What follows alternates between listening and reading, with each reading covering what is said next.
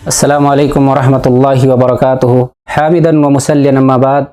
محترم سامعین و ناظرین، آج آپ کے سامنے ایک ایسا موضوع لے کر کے حاضر ہوا ہوں جس کی جانکاری بہت سارے لوگوں کو نہیں ہوتی، کیونکہ خطبہ اور مقررین حضرات اس پر بہت کم توجہ دیتے ہیں۔ وہ موضوع ہے تحیۃ المسجد۔ تحیۃ المسجد سے مراد وہ 2 رکعت نماز ہے جس کو نمازی مسجد میں داخل ہونے کے بعد بیٹھنے سے پہلے ادا کرتا ہے۔ اس سے دل کے اندر مسجد کا احترام پیدا ہوتا ہے، اور ساتھ ہی ساتھ یہ بات آپ ذہن نشی کرتے چلیں کہ تحیۃ المسجد کا مقصد حصول قرب الہی ہونا چاہیے، نہ کہ حصول قرب مسجد، جیسا کہ علامہ نووی رحمہ اللہ نے اس کی طرف اشارہ کیا ہے۔ تحیۃ المسجد یہ ایسی نماز ہے جو تمام اوقات میں واجب و ضروری ہے، چاہے داخل ہونے والا شخص اوقات مکروہہ میں داخل ہو یا اوقات ممنوعہ میں داخل ہو، چاہے غروب کے وقت داخل ہو رہا ہو یا طلوع کے وقت داخل ہو رہا ہو یا نصف النہار میں داخل ہو رہا ہو، تمام اوقات میں تحیۃ المسجد کا ادا کرنا واجب و ضروری ہے، کیونکہ یہ ایک اہم سببی نماز ہے اور یہ ہر حال میں واجب اور ضروری ہے۔ اس کی کئی روایتیں، کئی دلیلیں احادیث کی کتابوں کے اندر موجود ہیں۔ جی چاہتا ہے کہ انہی احادیث میں سے چند احادیث آپ کی سماعتوں کے حوالے کرتا چلوں، جس سے تحیۃ المسجد کے وجوب کا پتہ چلتا ہے۔ پہلی روایت مسلم کے حوالے سے کہ عن ابی قتادہ الانصاری رضی اللہ عنہ ان رسول اللہ صلی اللہ علیہ وسلم قال اذا دخل احدکم المسجد فلیرکع رکعتین قبل ان یجلس، رواہ مسلم فی کتاب المساجد و مواضع الصلاۃ۔ ابو قتادہ انصاری رضی اللہ تعالی عنہ روایت کرتے ہیں کہ جناب محمد رسول اللہ صلی اللہ علیہ وسلم نے بیان فرمایا کہ جب تم میں سے کوئی شخص مسجد کے اندر داخل ہو تو 2 رکعات پڑھے بنا نہ بیٹھے۔ اس روایت سے پتہ چل رہا ہے کہ تحیۃ المسجد کا ادا کرنا واجب و ضروری ہے۔ اگر اس کے ساتھ بخاری کی ایک اور روایت ملا لیا جائے تو بات بالکل واضح ہو جائے گی، کیونکہ بخاری کی روایت میں صراحت کے ساتھ تحیۃ المسجد ادا کرنے کا حکم وارد ہوا ہے۔ وہ روایت آپ کے سامنے کہ ان عمر انہ سمع جابرا قال دخل رجل یوم الجمعہ والنبی صلی اللہ علیہ وسلم یخطب فقال اصلیت قال لا قال فصلی رکعتین، اخرجہ البخاری فی کتاب الجمعہ۔ عمرو بن دینار المکی بیان فرماتے ہیں کہ انہوں نے جابر بن عبداللہ رضی اللہ تعالی عنہ کو کہتے ہوئے سنا کہ ایک آدمی مسجد کے اندر داخل ہوا اور اللہ کے رسول صلی اللہ علیہ وسلم اس وقت خطبہ ارشاد فرما رہے تھے۔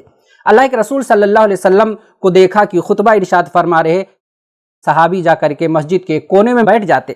اللہ کے رسول صلی اللہ علیہ وسلم کی نگاہ پڑتی ہے، اللہ کے رسول صلی اللہ علیہ وسلم کہتے ہیں کیا آپ نے 2 رکعت نماز ادا کی؟ صحابی کہتے ہیں کہ نہیں اللہ کے رسول۔ اللہ کے رسول صلی اللہ علیہ وسلم فرماتے ہیں اٹھو اور 2 رکعت نماز ادا کرو۔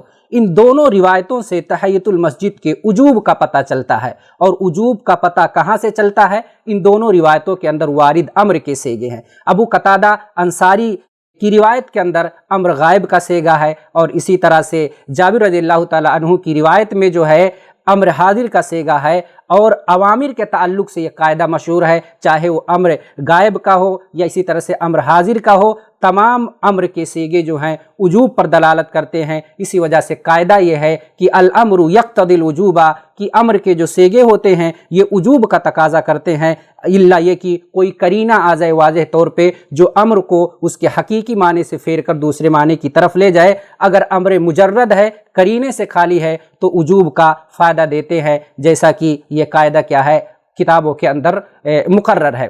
اسی طرح سے تحیۃ المسجد کے وجوب پر اگر ایک اور روایت ملا لیا جائے تو مزید ان اوامر کے صیغوں میں تاکید پیدا ہو جائے گی۔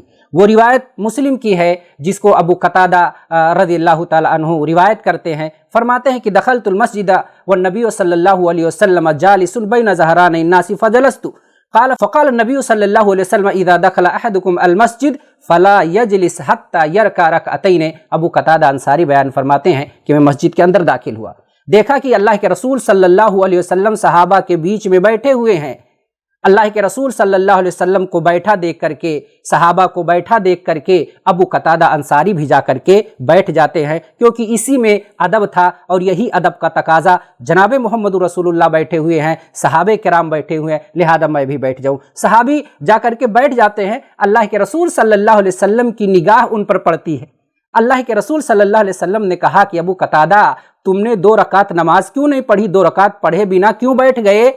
सहाबी ने जवाब दिया, कहा कि अल्लाह के रसूल, देखा कि आप बैठे हुए हैं, सहाबे किराम बैठे हुए हैं तो मैं भी बैठ गया। अल्लाह के रसूल सल्लल्लाहु अलैहि वसल्लम ने फरमाया, वहाँ एक कायदा बयान किया कि जब भी कोई आदमी मस्जिद के अंदर दाखिल हो तो 2 रकात पढ़े बिना ना बैठे। यहाँ पे नहीं का सेगा ला करके जनाब मोहम्मद रसूलुल्लाह सल्लल्लाहु अलैहि वसल्लम ने मज़ीद ताकीद पैदा कर दिया अवामिर के सेगे के अंदर। इसी तरह से एक सहाबी दौरान खुतबा मस्जिद के अंदर दाखिल होते हैं जिनका नाम सुलेक अल-गतफ़ानी है। वो मस्जिद के अंदर दाखिल होते हैं, अल्लाह के रसूल खुतबा इरशाद फरमा रहे, वो जा कर के मस्जिद के कोने में बैठ जाते हैं। अल्लाह के रसूल की निगाह पड़ती है, अल्लाह के रसूल ने कहा, सुलेक उठो और 2 रकात नमाज पढ़ो, मुख्तसर नमाज पढ़ना। इससे पता ये चलता है कि तहय्युतुल मस्जिद वाजिब व ज़रूरी है। अगर तहय्युतुल मस्जिद वाजिब और ज़रूरी ना होती, तहय्युतुल मस्जिद की नमाज ज़रूरी ना होती, तो अल्लाह के रसूल खुतबा कता करके, खुतबा रोक करके सहाबी को जो है तहय्युतुल मस्जिद का हुक्म ना देते। इन तमाम रिवायतों से ये बात खुल करके सामने आ रही है कि तहय्युतुल मस्जिद की नमाज वाजिब व ज़रूरी है, चाहे जब आदमी मस्जिद के अंदर दाखिल हो, चाहे गुरूब के वक्त दाखिल हो, सूरज निकलते वक्त दाखिल हो, औकात ममनुआ में दाखिल हो या औकात मकरूहा में दाखिल हो, या इसी तरह से सूरज जब निस्फुन नहार बीच आसमान में हो उस वक्त आदमी मस्जिद के अंदर दाखिल हो। तमाम औकात में तहय्युतुल मस्जिद का अदा करना वाजिब व ज़रूरी है। अलबत्ता एक जगह कि अगर कोई आदमी ऐसे वक्त में मस्जिद के अंदर दाखिल हो रहा हो जब जमाअत खड़ी हो गई हो, ऐसी सूरत में तहय्युतुल मस्जिद उससे साक़ित हो जाता है, क्योंकि अल्लाह के रसूल सल्लल्लाहु अलैहि वसल्लम की हदीस है कि इज़ा उक़ीमतिस सलाह फ़ला सलाता इल्लल मक्तूबा, कि जब फ़र्ज़ नमाज के लिए जमात कायम कर दी जाए तो उसके बाद कोई नमाज नहीं है। अल्लाह के रसूल ने यहाँ सलाता नकरा इस्तेमाल किया, चाहे वो तहय्युतुल मस्जिद की नमाज हो या नफल की नमाज हो, सुन्नत की नमाज हो, कज़ा की नमाज हो, कोई भी नमाज अगर आदमी उस वक्त अदा करना चाहे तो अदा नहीं कर सकता, क्योंकि हदीस सरी है। अल्लाह के रसूल फरमाते हैं, इज़ा उक़ीमतिस सलाह फ़ला सलाता इल्लल मक्तूबा। लिहाजा ज़रूरी है कि हम तहय्युतुल मस्जिद का एहतमाम करें, लोगों को तरगीब दिलाएं। अल्लाह रब्बुल आलमीन हमें सुन्नत पर अमल करने वाला और सुन्नत को समझने वाला बनाए। अल्लाह रब्बुल आलमीन जब तक हमें ज़िंदा रखे, ईमान पर, तौहीद पर ज़िंदा रखे, और ख़ात्मा हो तो ईमान पर हो, तौहीद पर हो, और हमारा दिल अपने मुसलमान भाई के लिए पाक व साफ़ हो।